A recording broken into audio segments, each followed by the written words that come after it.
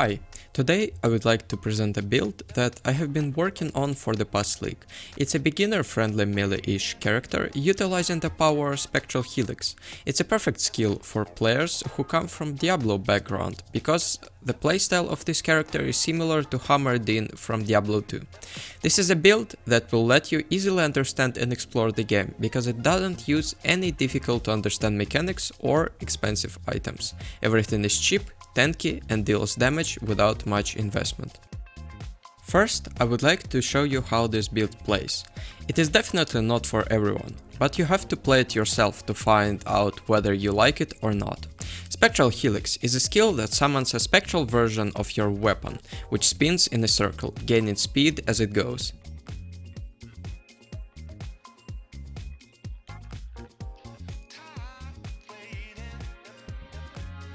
Now, if you like the playstyle, I would like to go over pros and cons. The biggest advantages of this build are: it is accessible for new or returning players. It is a great league starter, meaning that you don't need much investment to get the build going. It has high damage with low investment. It has very good defenses, which are not getting nerfed in the upcoming patch.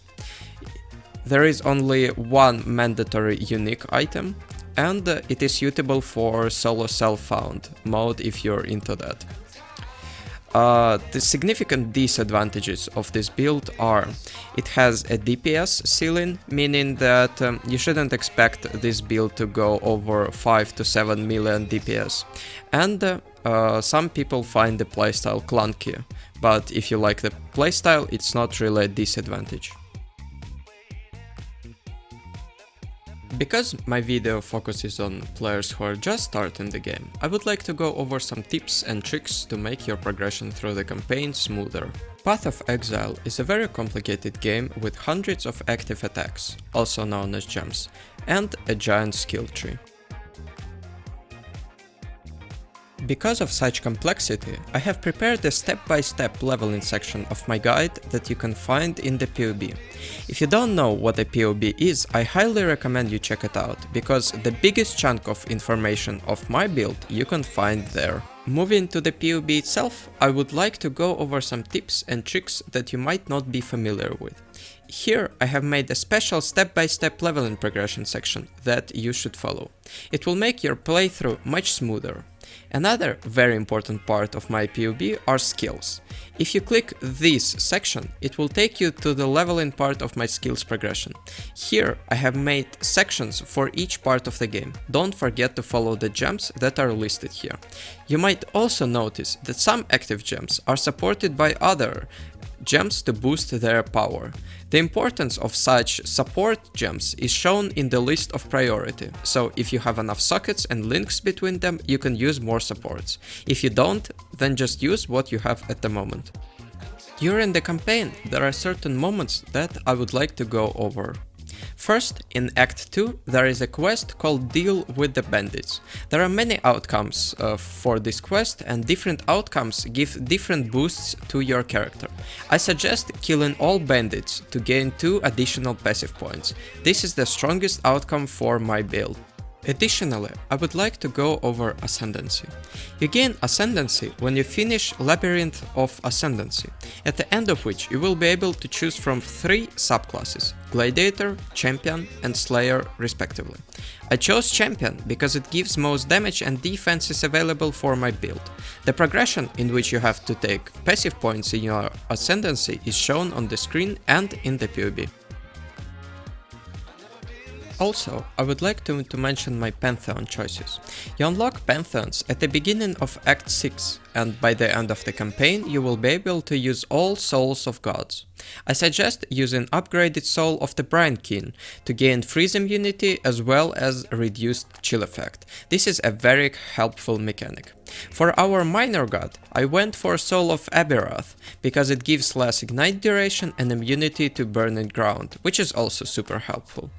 The most important tip for leveling on my list is a vendor recipe for our main weapon, an axe.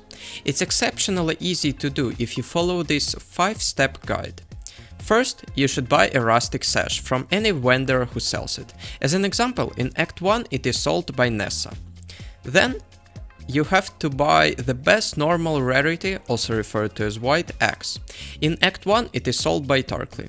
After you've got these two items, you should use 4 blacksmith whetstones on your axe to increase its quality. In case you don't have such a big amount of whetstones, you can skip this step. Now you should make your rustic sash rare. To do this, use an orb of alchemy or any essence on it. After you have a 20% quality axe, a rare rustic sash and 1 blacksmith stone, you can sell all these items for an upgraded version of your axe. This is everything you need to know when leveling. To sum up, you have to first follow POB and second use this vendor recipe at the beginning of each act. Doing these 2 simple steps will make your progression much smoother. After you have finished campaign and you're entering maps, you should follow the main tree section in the POB, as well as getting your gear to the one shown in there. Also, don't forget to change your gems, because they are different when you have finished campaign. For the gear, we're focusing on getting as much life and resistances as possible. When entering maps, your resistances should be at 75% each, except the chaos resistance. This is mandatory. As for chaos resistance, we're trying to get as much of it as possible on our gear, but it is not mandatory, because such items first can end up costing you a fortune, and second, there are little sources of actual chaos damage in the game. As for our weapon, we're trying to get as much physical DPS on our axe as possible. Because we use a keystone called Resolute Techniques, we don't care about our accuracy nor crit, so just aim for the highest physical DPS axe you can find or buy. We're also making use of a Perseverance unique belt, which will give us permanent onslaught. This unique costs 1 chaos and should be easy to buy, a nice boost to our damage and movement speed. Moving on to the better gear section in the PoB, we can see some improvements. First, get yourself a unique helmet called the Flagellant. It will boost your DPS by a whole lot. Then, change your unique belt to a soul tether. This belt will make you overleech, meaning that when your health reaches full, it won't finish leeching, which is a strong defensive mechanic of the build. For the rest of the gear, just look at the PoB and try to get gear similar to the one I've put there. It shouldn't be too expensive. Another quite important replacement is the ring. One of our rings should have this mode, curse enemies with vulnerability and hit. Before this, we had to manually cast the curse on the enemy, but with this mode you will no longer have to do that. Also, don't forget to upgrade your axe. To do this, simply go to PoE/trade, then select type filters, and in the item category select a two-handed axe. After you have done that, move at the bottom of the page and click Trade Filters. In the appeared window, insert the amount of money you currently want to invest into buying a new axe. As an example, I have 50 chaos, so I will insert the maximum price as 50 chaos. After you have clicked Searched, a lot of different axes will appear. We're looking for the best one, so click the physical DPS tag on the bottom to sort them by physical DPS. Now it will show the highest physical DPS axe available for the price that you have put before. Simply press message and buy the item. In the Ryslatha version of the build, we will be focusing on increasing our damage. To do this, we will replace our belt to Ryslatha's coil. This belt can be a bit tricky, and why it is so I will tell you a bit later. Unfortunately, replacing Soul Tether makes us lose Overleech, that's why we will be getting it on the tree instead. To do this, put a glorious vanity jewel in the jewel socket shown on the screen. This move will replace a keystone, Eternal Youth, to a new one called Immortal Ambition. This will return Overleech to the build. Speaking about the endgame version of the build, we will introduce a new mechanic called spell suppression. It is a very powerful defensive aspect of the build that will make you permanently take 50% less damage from spells. Unfortunately, to get spell suppression to 100% is not an easy task, but keeping it as close to 100% as possible is good too. Thus, we will replace most of our gear, body armor, gloves and boots in particular, to have the highest amount of spell suppression as possible. We will also grab some suppression on the tree. Another very important part of the build are flasks. You will never change them again if you buy the right ones. I suggest buying the flasks shown in the POB with similar modifiers. The most important of these flasks, I would say, is the flask called Quartz Flask. It gives you a buff called phasing, which lets you go through enemies. Without this buff, it will be hard to go in the middle of the pack of monsters to cast your Spectral helix. And also, don't forget to use Instilling Orbs to get a modifier called Used when charges reach full.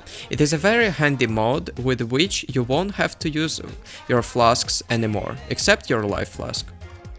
That's all what I wanted to say about the gear. So let's move to some complicated mechanics of the build, which I'd like to go over in depth. First, I would like to mention why Ryslatha's coil is a complicated unique item. Ryslatha's coil has two modifiers, which both make you have less and more damage. In the case when these modifiers have exactly the same value, you will not gain any damage buffs at all. So try to get your Ryslathas with having as little less damage as possible and as much more damage as possible. Secondly, I would like to go over a skill gem called Cast when damage taken. This gem will automatically trigger Molten Shell when you take a certain amount of damage. But keep in mind that the level of Molten Shell should not exceed 10 if your Cast when damage taken is level 1 as shown in the POB. In case your Molten Shell is higher than level 10, it will not get triggered by Cast when damage taken. Thirdly, we're making use of a keystone called Call to Arms and a gem, Enduring Cry. The combination of this keystone and a gem will make your cries automatic, which is why we should put Enduring Cry on the left click to use it all the time as shown on the screen.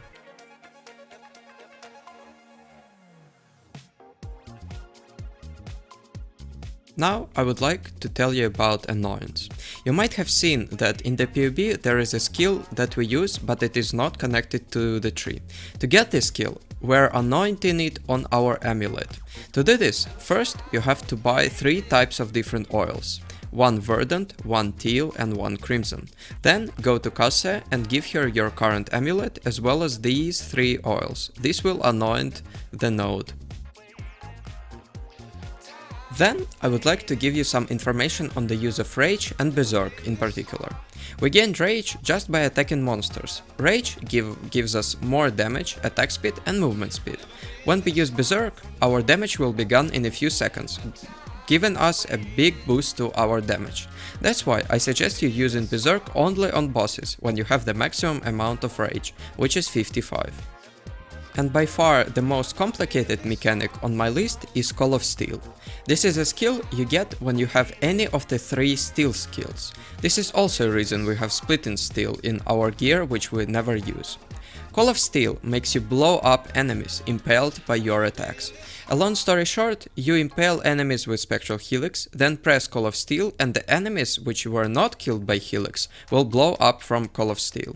Unfortunately, this 2-button playstyle may not be appealing for you, so you don't have to use it if you don't want to. In case if you use it, don't forget to buy a jewel called Lord of Steel as shown on the screen. With the following modifier, Call of Steel has 100% increased use speed.